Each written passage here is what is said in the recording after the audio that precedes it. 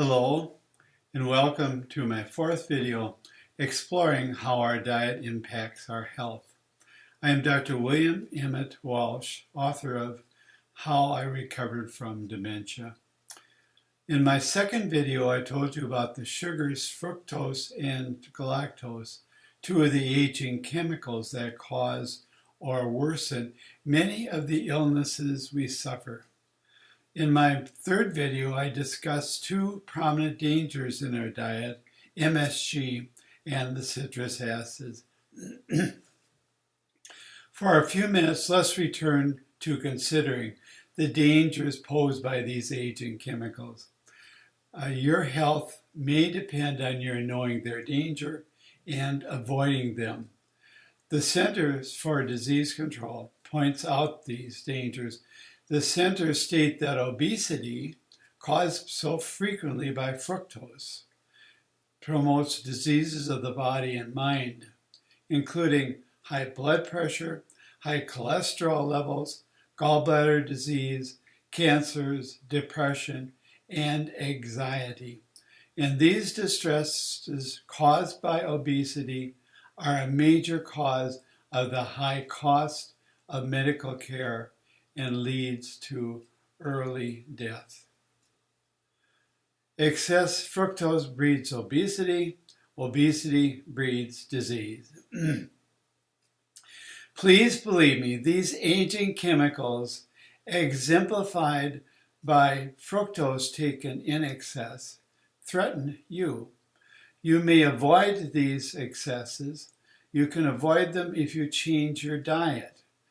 My diet change eliminated my obesity. How I recover from dementia discusses the diet. If you have excessive weight, this diet should eliminate much of the fat that threatens you. If you follow my diet, it will eliminate this fat by reactivating the fat control system, as it did with me. The following is my experience with this system. In my 50s, I weighed 248 pounds at 5 feet 8 inches tall. I was fat. The death of two of my brothers, both heavy, at 50 and 59 years old, told me that I had to lose weight. I decided to take all sweet treats out of my diet, and which allowed the fat control system to start working. I started to lose weight. First, I noticed the system removed the under-the-belt fat that predisposes us to heart attack and brain strokes. It is still at work, and lately I noticed that it has been removing the fat that clings just underneath my skin. I had hoped to stop losing weight when my weight dropped to 180 pounds, a loss of 60 pounds. My fat control system disagreed. I kept losing weight. When my weight dropped to 150 pounds, my doctor asked me to regain some of the weight I lost.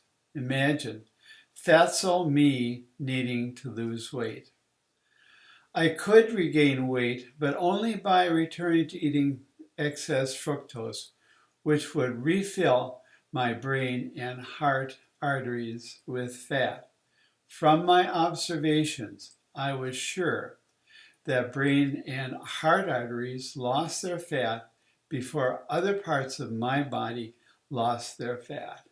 Therefore, they would probably regain their fat quickly if I left my diet. I would be accepting grave danger from stroke and heart disease, and I would lose control of my dementia. I decided I would continue avoiding fructose so my fat control system could continue protecting me. My scale now tells me I weigh 140 pounds. I am probably heading for 130 pounds. Wish I could stop the weight loss. I've already lost 108 pounds. If I suffer a prolonged illness, I might need the energy from fat that I no longer have. Which brings me to the question, does excess fructose cause dementia? The answer is yes. Avoiding it delayed the onset of my dementia until I was in my late 70s. Then, at that time, avoiding only fructose was not enough to control my dementia. It started to come back. This prompted me to renew my search for the other food chemicals also causing my dementia. I also resolved to more closely follow my diet. It worked, and we have been discussing these age chemicals I discovered. I am also following my diet more religiously. How does fructose cause dementia? The following is my interpretation of research on dementia. The body continually renews the brain by growing baby nerve cells that it sends to the brain to replace the brain's old, worn-out cells. These baby cells are delicate. They need a quiet, non-threatening body to exist. Fructose kills them by disrupting blood pressure, blood sugar, and blood lipids, and by inducing insulin dysfunction that kills these baby nerve cells. They never reach the brain that slowly deteriorates into an old, shrunken, dying organ. I know if I eat these delicious, delightful, sweet treats, I would be killing these baby nerve cells that are desperately trying to reach my brain. My brain would become again a shrunken mass of dying cells crying to be replaced.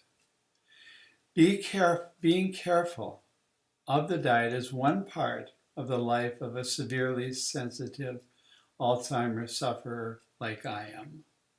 You do get used to it. Another part of this life is trying to get a good night's sleep. When I cheat on the diet, don't tell anybody I cheat, I return to the pre-diet sleep pattern I hated. Toss and turn sleep, lasting only 4 hours, and then unable to sleep longer, and feeling tired through the next day. My diet allows some cheating, but if I cheat too much, I do not feel well. If I follow the diet better, I enjoy 6+ hours of deep, refreshing sleep. Sleep is terribly important. Poor sleep is one of the causes of dementia. The tired brain is an aging brain. How I recovered from dementia describes how I discovered that I suffered from dementia. With this video, I'm telling you how I live with dementia. I would rather not have dementia or need to follow my diet, but it is so much better to live with dementia that I keep under control with the diet than to ignore the diet and march down the beautiful, well-lighted path that leads to dementia's muddy, mosquito-laden swamp. Thanks for being with me today. Please come back for video 5 when I tell you how we humans got stuck with this horrible disease, dementia.